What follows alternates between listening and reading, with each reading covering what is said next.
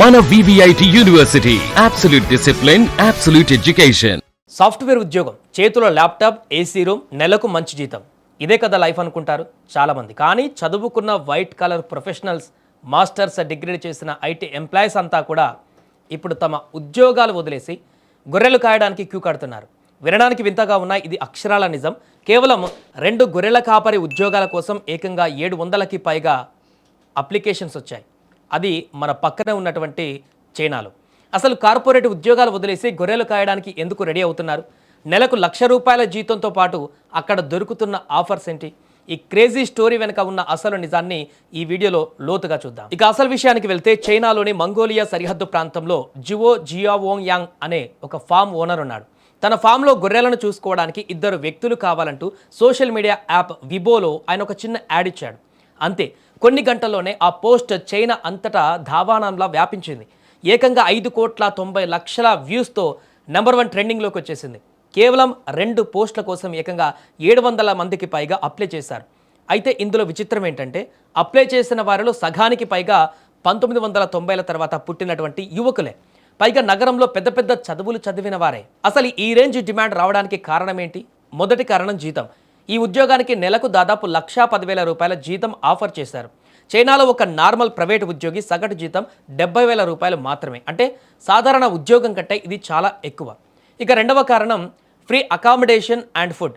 చైనాలోని Shanghai, Chongqing లాంటి mega సిటీల్లో మాస్టర్స్ డిగ్రీలు చేసిన వారికి లక్షల జీతాలు వస్తున్నా అందులో మెజారిటీ భాగం రూమ్ రెంట్లకి, నిత్యవసరాలకే సరిపోతుంది. కానీ ఈ గొర్రెల కాపరి ఉద్యోగంలో రూపాయి ఖర్చు లేకుండా ఉచిత వసతి, ఉచితంగా గ్రాసరీస్ ఇస్తామన్నారు. దాంతో సంపాదించిన డబ్బు మొత్తం బ్యాంకులో దాచుకోవచ్చని సిటీ జనాలు ఆశపడుతున్నారు. కానీ ఫ్రెండ్స్, ఇదంతా కేవలం డబ్బు కోసమే అనుకుంటే పొరపాటే. దీని వెనక చైనా జాబ్ మార్కెట్లో ఉన్న ఒక నరక ప్రాయమైన చీకటి కోణం కూడా దాగి ఉంది. చైనా కార్పొరేట్ కంపెనీల్లో 996 కల్చర్ నడుస్తుంది. అంటే ఉదయం 9 గంటల నుంచి రాత్రి 9 గంటల వరకు వారానికి 6 రోజులు పశువుల్లా పనిచేయించుకుంటారు.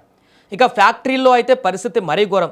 జేమ్స్ గుయో అనే 21 ఏళ్ల కుర్రాడు ఈ ఉద్యోగానికి అప్లై చేస్తూ ఏం చెప్పాడంటే, తను రోజుకు 13 గంటలు బాత్రూమ్కి కూడా వెళ్లకుండా స్క్రూలు తిప్పి తిప్పి చేతులు బొబ్బలెక్కాయని, ఆ నరకం భరించలేకే ఇక్కడికి వస్తున్నా అని కన్నీళ్లు పెట్టుకున్నాడు.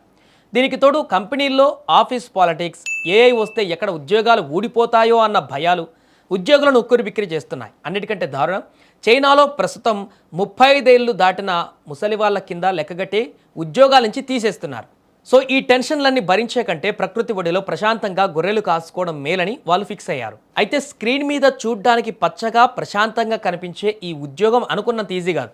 ఎందుకంటే వేసవి కాలంలో దాదాపు 4,900 ఎకరాల భారీ విస్తీర్ణంలో 3,000 గొర్రెలను ఒంటరిగా మేపాల్సి ఉంటుంది.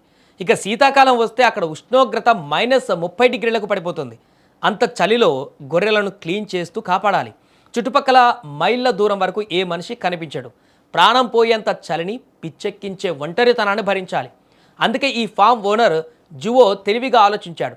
సిటీ కుర్రాలను నమ్మితే 2 రోజులకే పారిపోతారని గ్రహించి, గతంలో ఫార్మింగ్ అనుభవం ఉండి ఒంటరితనాన్ని తట్టుకోగల 1980లలో పుట్టినటువంటి 2 జంటలను ఉద్యోగంలోకి తీసుకున్నాడు. మరో 40 జంటలను వెయిటింగ్ లిస్టులో పెట్టాడు.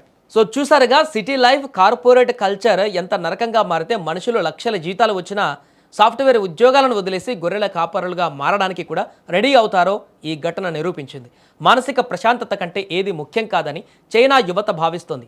మరి దీనిపైన మీ అభిప్రాయం ఏంటి? ఒకవేళ మన దేశంలో కూడా ఇలాంటి ఆఫర్ వస్తే మన ఐటీ ఉద్యోగులు వెళ్ళడానికి రెడీ అవుతారా? కింద కామెంట్ సెక్షన్లో చెప్పండి. ఈ వీడియో నచ్చితే లైక్ చేయండి, మీ ఫ్రెండ్స్ కూడా షేర్ చేయండి.